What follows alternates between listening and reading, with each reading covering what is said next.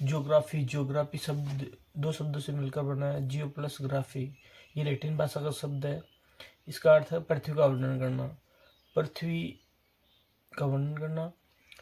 Geography, geography शब्द का सर्वप्रथम प्रयोग इरेटोस्थेनोज ने किया, जिन्हें आधुनिक भूगोल का पिता कहा जाता है। भूगोल का पिता हेकेटियस को कहा जाता है। इन्होंने भूगोल का व्यवस्थित अध्ययन किया। प्रथम भूमध्य रेखा का मापन इरेटोस्थेनोज ने किया। प्रथम ग्लोब निर्माता गोहन व केट्स थे। पृथ्वी का आकार लब्धवक्ष व जियोड। पृथ्वी की गति अक्षीय गति, कक्षीय गति। पृथ्वी अक्ष के सहारे घूमती है। पृथ्वी का झुकाव 30.5 डिग्री। पृथ्वी पर 66.5 डिग्री का कोण बनता है। अक्षीय गति, अक्षीय गति की जानकारी आर्यभट्ट ने दी। इसे दैनिक या परिभ्रमण गति कहते हैं। ये पश्चिम से पूर्व की ओर घूमती है। सर्वाधिक भूमध्य रेखा। गति 1470 किलोमीटर पर होर। न्यूनतम गति ध्रुवों पर 1073 किलोमीटर।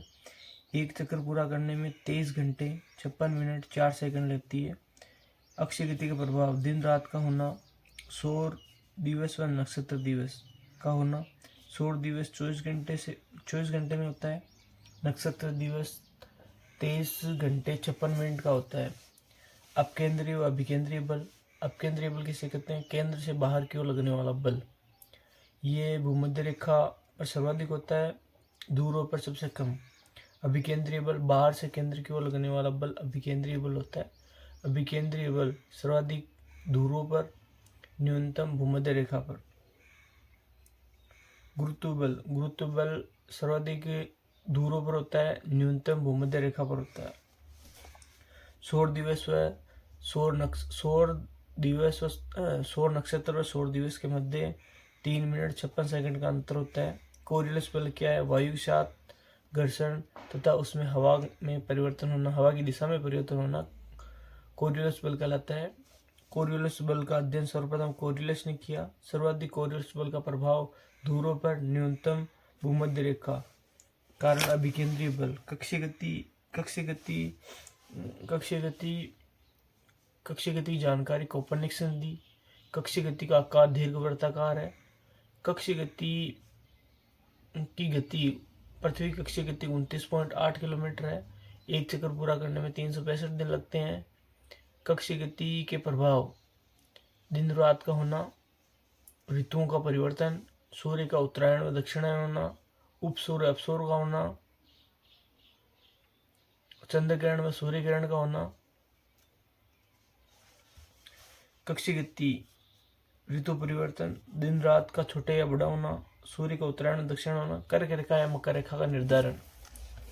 पृथ्वी सूर्य की नजदीक अवस्था, पृथ्वी सूर्य की सबसे नजदीक अवस्था उपसौर कहलाती है।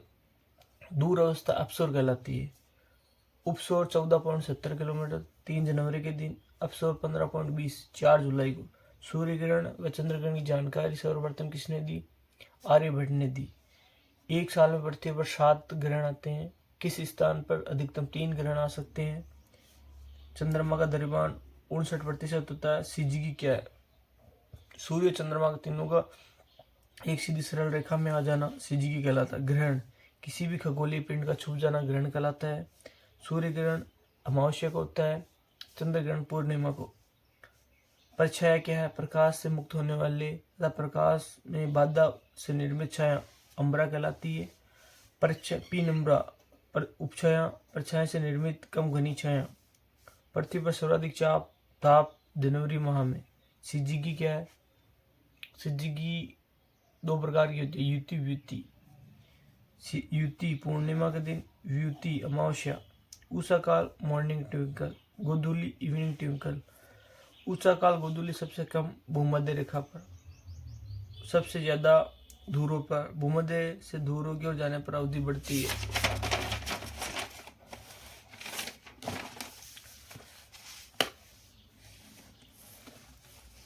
अक्षांश व देशांतर। पृथ्वी पर कुछ काल्पनिक रेखाएं खींची गई है, जिन्हें अक्षांश व देशांतर कहा जाता है। अक्षांशों के जाल को ग्रिड कहते हैं। अक्षांश पूर्व से पश्चिम की ओर खींचे जाते हैं।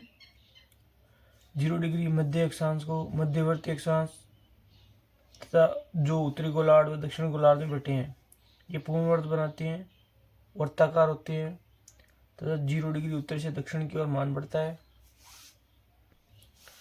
सबसे लंबी अक्षांश रेखा भूमध्य रेखा, जिसका अक्षांश विस्तार 40,075 किलोमीटर है। कुल अक्षांश रेखाएं 181, कुल अक्षांश बिंदु 181 है। कुल अक्षांश रेखा 179 है। दो अक्षांशों के बीच 111 किलोमीटर का अंतर है, 69 मील। 0 से 1 अक्षांश के मध्य 110 किलोमीटर का अंतर है, जिसे 68.71 मील। 89 से 90 111.7 किलोमीटर, 69.41 मील। पृथ्वी ध्रुवों पर चपटी है। अक्षांशों के मध्य स्थानों को कटिबंध कहते हैं। 66.5 डिग्री आर्कटिक वक्र उत्तरी अक्षांश, कर्क रेखा 23.5 डिग्री उत्तरी अक्षांश, भूमध्य रेखा या विषुवत रेखा 0 डिग्री अक्षांश, 23.5 डिग्री दक्षिणी अक्षांश को मकर रेखा कहते हैं। 66.5 डिग्री दक्षिणी अक्षांश को अंटार्कटिक वक्र कहा जाता है। कर्क रेखा सूर्य के उत्तरायण की अंतिम अवस्था है। 3 महाद्वीपों से होकर गुजरती है। उत्तरी अमेरिका, अफ्रीका, एशिया। 21 जून को लंबवत चमकती है। माही नदी को 2 बार काटती है। भूमध्य रेखा ये 3 महाद्वीपों से होकर गुजरती है। दक्षिण अमेरिका, अफ्रीका, एशिया। विक्टोरिया झील को काटती है। कांगो नदी को 2 बार काटती है। ये 21 मार्च और 23 सितंबर को लंबवत रहती है। मकर रेखा सूर्य के दक्षिणायन की अंतिम अवस्था। 22 दिसंबर को सूर्य मकर रेखा पर लंबवत चमकता है। 3 महाद्वीपों से होकर गुजरता है। दक्षिण अमेरिका, अफ्रीका और ऑस्ट्रेलिया से। ये 21 मार्च और 23 सितंबर को दिन रात पृथ्वी बराबर होती है। उत्तरी गोलार्ध में सबसे बड़ा दिन 21 जून तथा सबसे छोटी रात 21 जून को होती है। दक्षिणी गोलार्ध में सबसे छोटा दिन व बड़ी रात 21 जून को होता है। दक्षिणी गोलार्ध में सर्वाधिक ताप 22 दिसंबर, सबसे छोटा दिन व सबसे बड़ा दिन व छोटी रात होती है। ये मरणोत्तर लैटिट्यूड देशांतर कहते हैं। ये काल्पनिक रेखाएं उत्तर से दक्षिण की ओर खींची गई है। ये समानांतर नहीं होती है, अर्धवर्ताकार होता है। कुल देशांतर 360 होते हैं। दो देशांतरों से मिलकर बनते हैं 90 + 90 118। 2 देशांतरों के दूरों पर 0 किलोमीटर। भूमध्य रेखा 111.32 किलोमीटर, 45 डिग्री अक्षांश 69 किलोमीटर। दूरों से भूमध्य रेखा की ओर जाने पर देशांतरों के मध्य दूरी बढ़ती है। 2 देशांतरों के मध्य स्थान को गोरे कहते हैं। प्रमुख देशांतर 0 डिग्री देशांतर, जिसे प्रधान यमोत्तर ग्रीनविच समय रेखा लंदन अंतर्राष्ट्रीय समय या विश्व समय मानक रेखा कहा जाता है। 2 देशांतरों के मध्य का अंतर 4 मिनट होता है। 180 देशांतर अंतर्राष्ट्रीय तिथि रेखा कहा जाता है। ये जलीय भाग से जुड़ी हुई 8 बार मोड़ा गया है। बेरिंग जल संधि, दाईं ओर से जाने पर समय बढ़ता है। टाइम जोन 2 देशांतरों के मध्य 4 मिनट का अंतर होता है। विश्व को 24 टाइम जोन में बांटा गया है। एक टाइम जोन में 15 देशांतर होते हैं। भारतीय मानक समय रेखा 82.5 डिग्री नैनी प्रयागराज से निकलती है। ये भारत के 5 राज्यों से गुजरती है। उत्तर प्रदेश, मध्य प्रदेश, उड़ीसा, आंध्र प्रदेश, छत्तीसगढ़ से तथा GMT से ग्रीनविच समय अंतर्राष्ट्रीय समय रेखा से 5.5 घंटे आगे है, 330 मिनट आगे हैं। पृथ्वी की आंतरिक संरचना ब्रह्मांड किसे बना है? ग्रह, उपग्रह व तारों से मिलकर बना है। ब्रह्मांड की दूरी प्रकाश वर्ष या पारसेक से मापी जाती है। एक प्रकाश वर्ष में 9.46 × 10 किलोमीटर होता है। तारों के मध्य की दूरी पारसेक से मापी जाती है। एक पारसेक बराबर 30.86 पीटामीटर, 3.6 प्रकाश वर्ष, 30.9 ट्रिलियन किलोमीटर होता है। कांट महोदय ने 1775 में निहारिका परिकल्पना दी और इनकी पुस्तक है universal natural history and theory of the haven. इन्होंने ब्रह्मांड की उत्पत्ति बादल और धूल के कणों से बताई है। इन निहारिका परिकल्पना में संशोधन 1796 में लाप्लास महोदय ने किया। बिग बैंग थ्योरी 1927 में जॉर्ज लेम्से ने दी। इन्होंने बताया हाइड्रोजन मिलकर हीलियम बना। और 1920 में ब्रह्मांड विस्तार के सिद्धांत एडविन हब्बल ने दिए। स्थायी अवस्था सिद्धांत होयल महोदय ने दिया। 1900 में माल्टर में चैम्बरलिन परिघटना का प्रतिपादन किया। पृथ्वी की आंतरिक संरचना प्रत्यक्ष रूप से ज्वालामुखी, अप्रत्यक्ष के साक्ष्य भूकंप, गुरुत्व बल, प्राकृतिक भूकंप, ज्वालामुखी, अन्य इसमें जैसे टेम्परेचर, डेंसिटी व प्रेशर आ जाता है। पृथ्वी का घनत्व किससे मापा जाता है? त्रिमीय आकृति मापन, मतलब 3 GM³। सबसे अधिक घनत्व वाला ग्रह पृथ्वी 5.517 GM³। न्यूनतम घनत्व वाला ग्रह शनि 67 GM³। पृथ्वी में गहराई के साथ घनत्व बढ़ता है। केंद्र में 11 GM³। पृथ्वी का केंद्र 11 GM³। पृथ्वी का घनत्व 13.6 GM³। आधुनिक 13 GM³ NCERT द्वारा। दाब से चट्टानों का घनत्व बढ़ता है। सर्वप्रथम ताप की गणना केल्विन महोदय ने दी। सर्वप्रथम ताप की गणना केल्विन महोदय द्वारा दी गई। 50 किलोमीटर 1500 सेंटीग्रेड तापमान, 700 से 2900, 2900 से 3700 से 6370 से 4300 तापमान। पृथ्वी के आंतरिक भाग में ताप के स्रोत रेडियो एक्टिव तत्व और गुरुत्व बल। रेडियो एक्टिव तत्व का पृथ्वी के आंतरिक ताप में स्रोत, रेडियो सक्रिय तत्व, गुरुत्व बल का रूपांतर। पृथ्वी की आंतरिक संरचना स्वेस में रासायनिक आधार पर स्वेस महोदय ने 3 भागों में बांटा है: सीमा, सियाल और निफे। सियाल सिलिका एल्यूमिनियम से बनी है। इसका घनत्व 2.7 से 2.9 है। ये अम्लीय होती है। ग्रेनाइट ठोस चट्टानें होती है। इनकी दूरी 50 से 300 किलोमीटर के मध्य होती है। सीमा मतलब सिलिका, मैग्नीशियम, ये सारी प्रकृति की होती है। इनका घनत्व 2.9 से 4.7 GM³ होता है। इसमें वेसार्ट, ग्रेबो, एम्फीबोलार्ड चट्टानें पाई जाती है तथा दूरी 1000 से 2000 किलोमीटर के बीच में पाई जाती है। निफे 11 GM³। निकेल फेरस, इसमें चुंबकत्व होता है। चुंबकत्व के कारण पृथ्वी स्थिर अवस्था में रहती है। पेरिडोटाइट, ड्यूनाइट तथा पृथ्वी के केंद्र बिंदु में पाई जाती है निफे। डेस्कार्टेस ने पृथ्वी को 3 परतों में बांटा: क्रस्ट, मेटल, कोर। ऊपरी परत व निचली परत 0 से 200 किलोमीटर के मध्य असमानता कोनाई पाई जाती है। ऊपरी क्रस्ट व निचली क्रस्ट के मध्य असमानता कोनाई। निचली क्रस्ट व ऊपरी मेटल के मध्य माहे। ऊपरी मेटल व निचली मेटल के मध्य रेफ्टी। निचली मेटल ऊपरी कोर के मध्य गुटेनबर्ग। ऊपरी कोर व निचली कोर के मध्य लहमान। क्रस्ट की संकल्पना सर्वप्रथम डेस्कार्टेस ने दी। लंबाई 0 से 200 किलोमीटर के मध्य पृथ्वी की ऊपरी सतह होती है। गहराई महाद्वीपों में 30 किलोमीटर, महासागर में 50 किलोमीटर, हिमालय में 70 किलोमीटर। प्रशांत महासागर में क्रस्ट का अभाव होता है। ऊपरी क्रस्ट 2.8 GM³, निचली क्रस्ट 30 GM³। मेटल 2000 से 2900 किलोमीटर के मध्य।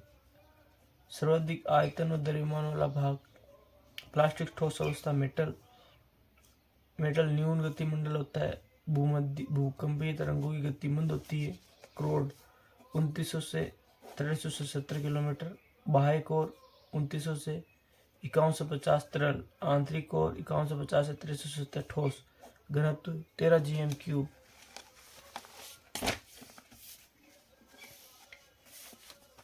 होम्स ने पृथ्वी की परतों को 2 भागों में बांटा: क्रस्ट व सबस्ट्रेटम। क्रस्ट में सियाल ऊपरी मेटल जिसे भूपर्पटी कहा जाता है, और सबस्ट्रेटम सीमा व निफे अधोस्तर। भूकंपीय तरंगों के आधार पर पृथ्वी को 3 भागों में बांटा गया: लिथोस्फीयर, जिसमें स्थलमंडल सियाल कहते हैं, 200 किलोमीटर इनकी दूरी है, इनका घनत्व 3.5 GM³ होता है। पायरोस्फीयर, जिसे मध्यवर्ती मंडल कहा जाता है, 200 से 2800 के मध्य, इनका घनत्व 5.6 GM³, इसमें सिलिका और मैग्नीशियम पाया जाता है। बेरोमीटर, जिसे केंद्रीय मंडल कहा जाता है, 2800 से 6370 किलोमीटर, 11 GM³। निफे NCERT 18 से 13 किलोमीटर। दुर्बलता मंडल, जिसे एस्थेनोस्फीयर कहा जाता है, मेटल का ऊपरी भाग होता है, 400 किलोमीटर की गहराई में स्थित होता है। तरल अवस्था में पाई जाती है ये।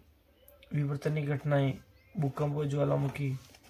क्रस्ट क्रस्ट पृथ्वी का 98% हिस्सा होता है। 8 तत्वों से मिलकर बना है। Oxygen, silica, aluminium, calcium, ferrous, sodium, potash, magnesium और कैल्शियम। महाद्वीप एवं तरंग। महाद्वीप महासागर। महाद्वीप महासागरीय भू आकृतियों का वर्गीकरण सेल्सबरी महोदय ने किया। इसे 3 भागों में बांटा। प्रथम श्रेणी महाद्वीप महासागर, द्वितीय श्रेणी पर्वत पठार मैदान, द्वितीय श्रेणी, तृतीय श्रेणी में मैदान, डेल्टा, मरुस्थल। पृथ्वी पर जल 17.8% स्थान पर है। स्थल 29.2। उत्तरी गोलार्ध में स्थलीय भाग अधिक, उत्तरी ध्रुव पर जल भाग अधिक। दक्षिणी ध्रुव में जल अधिक तथा उत्तरी दक्षिणी ध्रुव में स्थल का वितरण कम। सागर के विपरीत सागर एंटीपोडल कहलाता है। कितना? 44.69। महासागर और महाद्वीपों का आधार। महाद्वीपों का आधार उत्तर की तरफ होता है, शीर्ष दक्षिण की तरफ। महासागरों का आधार दक्षिण की तरफ, शीर्ष उत्तर की तरफ। वायवीय कुंडलाकार परिकल्पना किसने दी? केल्विन महोदय ने। वायवीय कुंडलाकार परिकल्पना केल्विन महोदय ने दी। लेमवर्थ की परिकल्पना में संशोधन लो महोदय। किसके आधार पर किया? ज्योमितीय आधार पर। चतुष्फल के सिद्धांत। पृथ्वी का चतुष्फल के सिद्धांत 1875 में लोथिन गिरे ने दिया। पृथ्वी का चतुष्फल के सिद्धांत लोथिन गिरे ने 1875 में दिया। महासागर और महाद्वीपों की आकृति त्रिभुजाकार।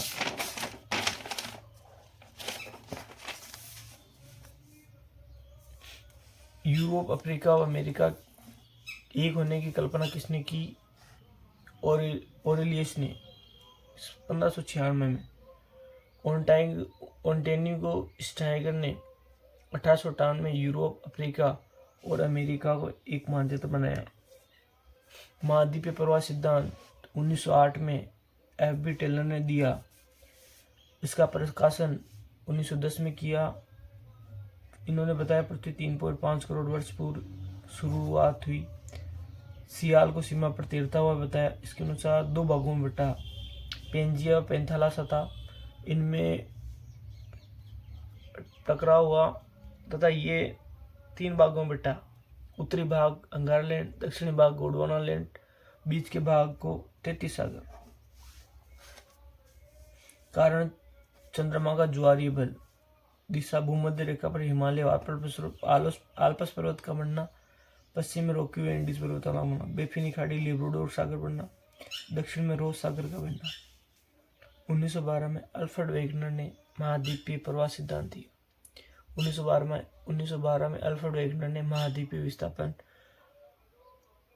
प्रवाह का सिद्धांत दिया। 1912 में अल्फ्रेड वेगनर ने महाद्वीपीय प्रवाह सिद्धांत दिया। इनका उद्देश्य था कि जलवायु का परिवर्तन करना। इनके अनुसार पृथ्वी की शुरुआत कार्बोनिफेरम युग में हुई है। पृथ्वी 2 भागों में बटा है। पेंजिया, जलीय भाग पेंथालासा, स्थलीय भाग पेंजिया। ये दोनों बढ़ गए। अंगारलैंड, गोंडवानालैंड, बीच के भागों 33 सागर।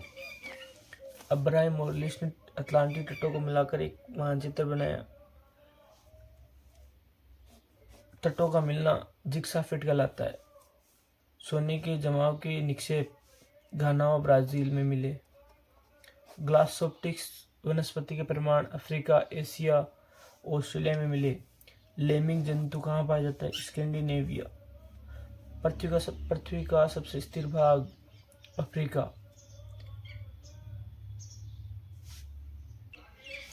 पृथ्वी का सबसे स्थिर भाग अफ्रीका।